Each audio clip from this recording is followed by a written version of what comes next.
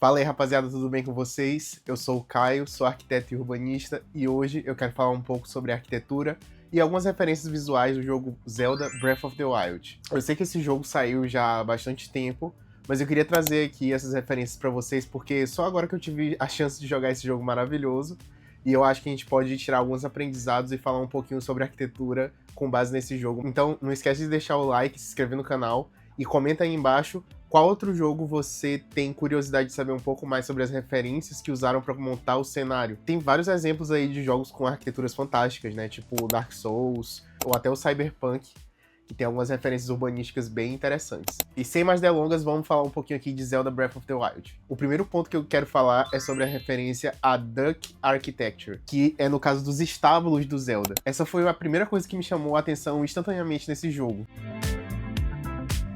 Não dá pra afirmar com toda a certeza do mundo, mas eu acredito muito que isso foi uma referência a Duck Architecture, do Robert Venturi. Esse termo teve origem devido a uma loja de ovos de pato que tinha o formato de um pato. O Robert Venturi e outros arquitetos também viram esse empreendimento e criaram um novo movimento na arquitetura chamado Duck Architecture. Dentro da arquitetura existe essa grande discussão entre forma e função, o que é mais importante, até quando adornar um edifício.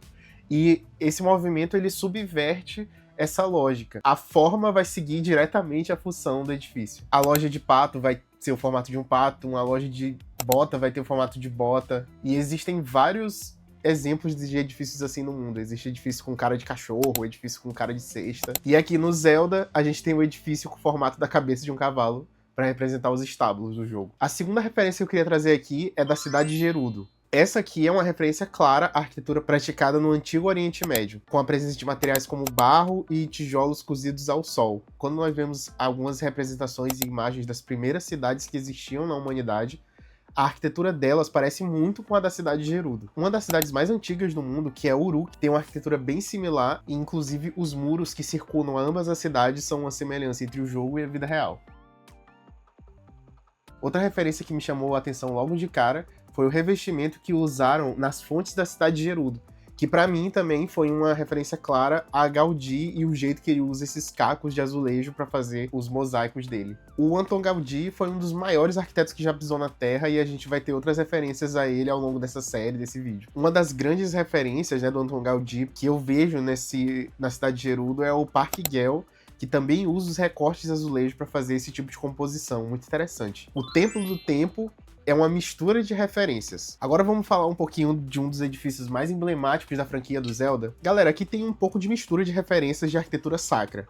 Eu acho que o Templo do Tempo é uma mistura entre a arquitetura das igrejas românicas e a arquitetura das igrejas góticas. As igrejas românicas foram desenvolvidas na época medieval. Não existia muito aperfeiçoamento tecnológico e as igrejas eram construídas de forma bem bruta, pedra sobre pedra, com poucas e pequenas aberturas, e mesmo que do lado do interior da igreja tivessem abóbadas e alguns ornamentos, do lado de fora ele tinha esse aspecto bem bruto mesmo, como se fosse um castelo, uma fortaleza, sabe? E já no período gótico, com algumas inovações científicas nas estruturas e na engenharia, arcos ogivais, arcobotantes, foram propiciando um surgimento de uma arquitetura nova, com mais adornos, com mais vitrais e que subisse mais ao céu, tentando alcançar mais a figura de Deus e do céu e da perfeição. E eu acho que em Zelda, o Templo do Tempo, ele retoma um pouco dessas duas referências, porque ao mesmo tempo que ele tem um lado muito fortaleza, ele também tem vitrais e é alto pra caramba. Então eu acho que ele consegue equilibrar bem essas duas referências principais. Agora vamos falar um pouquinho de Kakariko Village e da arquitetura vernacular japonesa.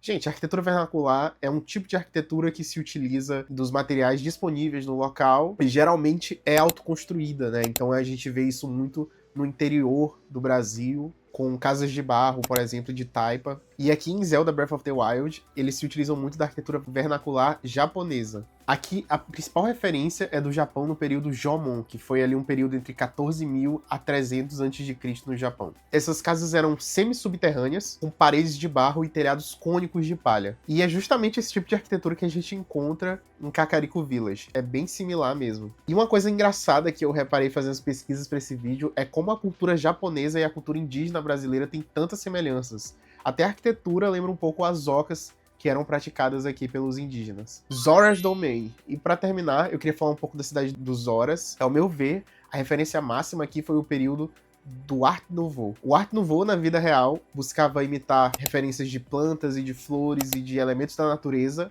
enquanto em Zora's Domain, no jogo, fica claro que a referência é a água. É a temática central da cidade e é onde os habitantes moram e vivem e têm suas vidas. E a maior referência que eu tenho desse movimento também foi Anton Gaudí, que foi um cara que simplesmente masterizou a Arte Nouveau e a um ponto que é até um tipo de expoente, um movimento singular.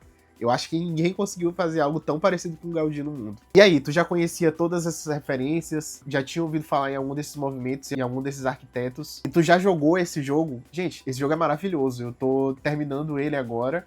E eu tô achando fantástico, assim, tá sendo um jogo que realmente fez valer a pena mais ainda eu comprar o Nintendo Switch 2. Então, mesmo ele sendo um pouco antigo, eu recomendo pra todo mundo que ainda não jogou, tente Zelda Breath of the Wild. E comente aqui também se tem algum jogo que você queria saber um pouco mais sobre referências arquitetônicas. Eu gosto muito de fazer esses vídeos também.